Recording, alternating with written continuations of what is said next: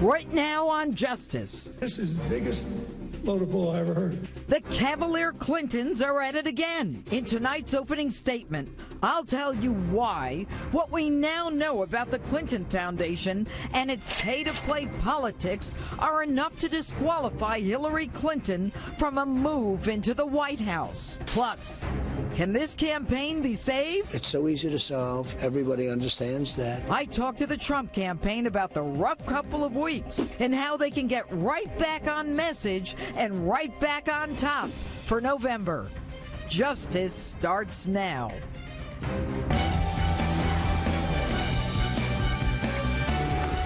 Hello and welcome to Justice. I'm Judge Jeanine Pirro. Thanks for being with us tonight. Now to my opening statement. It wasn't about convenience, and this is not old news. She set up the personal server to prevent us from learning her private business. And it is only because of a government watchdog group and an ethical federal judge that we found out why this week. Why? Because Bill and Hillary Clinton are the Bonnie and Clyde of American politics. Now follow me on this one. Why would a woman, a lawyer no less, one experienced many times over in the ways of Washington, risk placing classified information, our live assets, the placement of satellites, drones, and our most secret plans on an unprotected, non-government, non-capturable server? Why would she violate federal regulations upon which she was schooled just before she became Secretary of State, not to mention violate federal criminal laws that would put her in jail? She's too smart to do that. Why would she take the time to make the effort to hide, destroy, and delete 33,000 emails? Now we know. She did it for the most selfish of reasons, the oldest of motives. She did it for greed and for power and for the almighty dollar. She did it to hide her shady Clinton Foundation dealings. She did it in order to do favors for Clinton donors and to put a price tag on our State Department.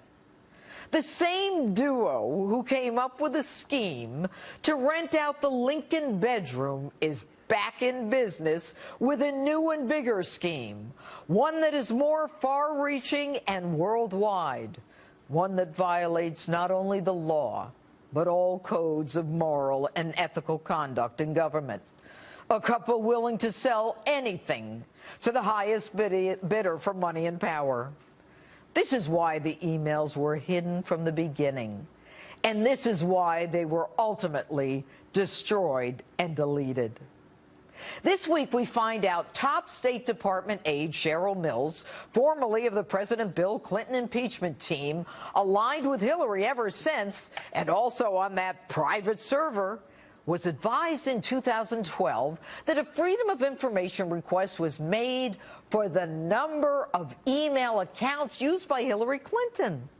Now, dozens of senior officials throughout the State Department, including Clinton's immediate staff, obviously concerned, exchanged emails with the secretary and Cheryl Mills. They actually used the personal account to discuss the official business and advise her of this FOIL request.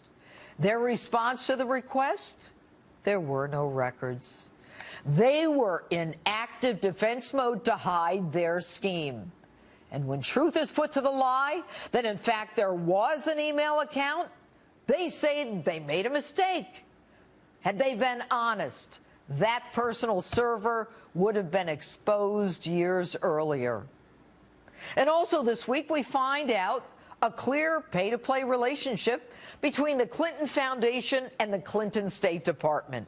An urgent email from Doug Band, formerly assistant to President Bill Clinton, now overseeing the Clinton Foundation, to Cheryl Mills and Uma Abedin, those two jewels on that private server, request that a huge Clinton Foundation donor meet a high State Department contact in Lebanon. The individual paid the price of admission, folks. Gilbert Chagoury gave between $1 and $5 million to the Clinton Foundation and pledged $1 billion to the Clinton Global Initiative. So, of course, arrangements are made for him to meet with Jeff Feldman, the former U.S. ambassador to Lebanon, the country where Chagoury was doing business.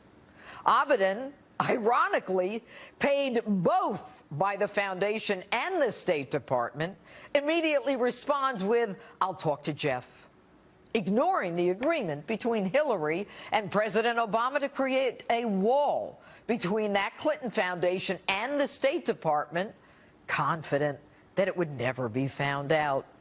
And when we learned there was a private server, what happens? You do what anyone looking to hide the evidence does. You erase, you conceal, you hide, you destroy. Now, I've told you this before. The Clinton Foundation is nothing more than a money laundering operation parading as a charitable foundation, where estimates are that only 15% of its money goes to charities, the rest to expenses, a veritable slush fund for Clinton operatives and ex-employees, a convenient way to get money from foreign countries and donors not allowed to contribute to presidential campaigns, but willing to dump hundreds of millions of dollars into a foundation of a powerful Secretary of State and possible future president. Why and for what? For access, for information, for power.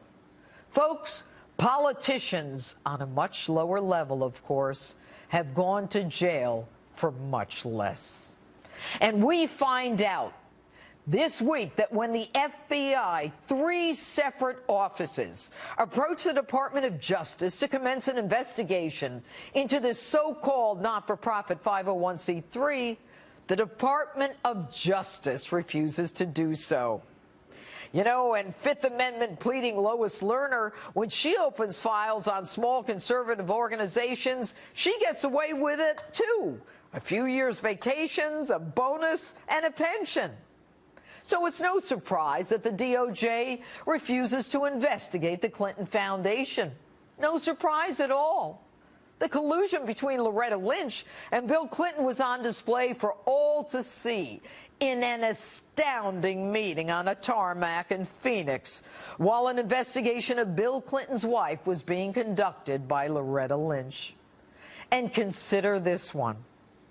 Isn't it curious how Miss Lynch is willing to listen to the FBI when they recommend not going forward with charges against Hillary Clinton? But when the FBI recommends going forward with a criminal probe on a blatant pay-to-play bribery investigation of the Bill Hillary and Chelsea Clinton Foundation, their answer is a resounding no. And you know what, folks? The Clintons, they're not even grateful. They are classless. Take a listen. The FBI director said when he testified before Congress, he had to amend his previous day's statement that she had never received any emails marked classified. They saw 2 little notes with a C on it. This is the biggest load of bull I ever heard. You know, the FBI's ability to lose decades of hard-earned and well-respected credibility is now on display for the country to see. You know, Jim Comey is the FBI director, and I told you, Jim, last week what happens when you run with these kinds of people. Jim, you're running with dogs, and you know better than I that when you lie with dogs, expect to get fleas. Jim, listen to that comment from Bill Clinton. Jim, my friend, you deserved it. And that's my opening statement. Tell me what you think on my Facebook page or Twitter, #Judge Jeanine. And with me now, Progress Texas Executive Director and Hillary Clinton supporter, Ed Espinoza. All right, Ed, let's talk about the fact that you've got Hillary Clinton's aides employed by the Clinton Foundation and the State Department when Hillary Clinton promised President Obama that there would be a wall between the foundation and the State Department. How did she get around that when she signed an MOU, a memo of understanding with the president, that there would be no connection between the two? Well, first of all, thanks for having me back. I do appreciate being here. And as far as the emails go, look, I've worked in a government office before. Many people have. You can't always control the emails that are coming in to your office. No, that's not my question. I'm not talking about the emails. I'm talking about Hillary Clinton said that there would be a wall between the State Department and the Clinton Foundation. So if there is that wall that she promised the President of the United States, how is it, number one, that Uma Abedin is paid by both the State Department and the Clinton Foundation, and that she is reaching out to the State Department to make sure that a Clinton Foundation donor gets a meeting with